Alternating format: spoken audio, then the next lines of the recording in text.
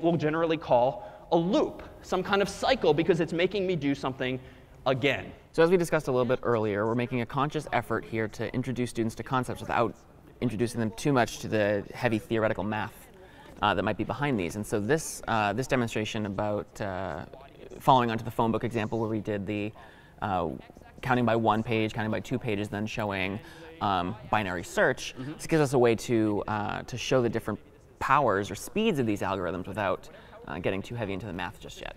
Yeah, and I think it's a nice way, too, of throwing away the distractions of what might be this plot with an x-axis and a y-axis, and really just allowing students to intuitively grasp that, okay, size of problem gets bigger that way, and time to solve gets bigger that way. And I think that's pretty intuitive, and we certainly don't need to slap a formal analysis at this point in the semester. We'll come back to this in a few weeks' time. But I think it's reasonable at this point to introduce n as just a generic term for the number of pages. Yep.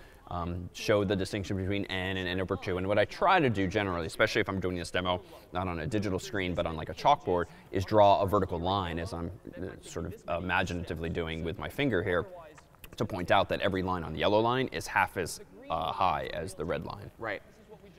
But this is what's really important. And indeed, this is deliberate, the sort of stoplight approach Exactly, of red is bad, yellow is okay, green is great. Yeah, it's a simple reinforcement, but it does really hammer home that point. Yeah. And what's powerful, too, here, if you have enough of a classroom to walk left and right on here, especially if you can exceed the screen, to point out that that green line really, it does grow, and it doesn't flatten out, but it grows so slowly that you can be way over there and have a huge number of pages, but the time to solve is still pretty low. Right, with 4 billion pages in the phone book, the first example, you've got 4 billion. With the yellow line there, it's 2 billion, but with the green line, it's only 32 steps to do it. And that's what's pretty powerful. And that's why I think it's important in class to actually fast forward to pretty big numbers. The 4 billion, which is not, which at least has the relevance of being 2 to the 32. Right.